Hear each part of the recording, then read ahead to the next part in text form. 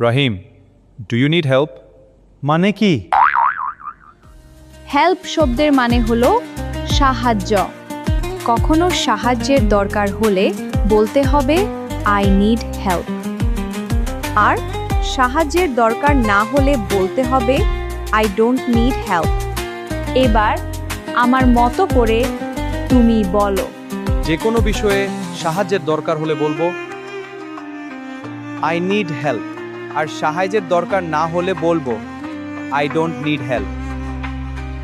Rahim, do you need help? Yes, I need help. আমাদের জীবনে নানা প্রয়োজনে সাহায্য দরকার হয়। আমরা কারো সাহায্য নেই কিংবা কাউকে সাহায্য করি। দ্রুত ইংরেজি শিখতে চাইলে চ্যানেলটি সাবস্ক্রাইব করো।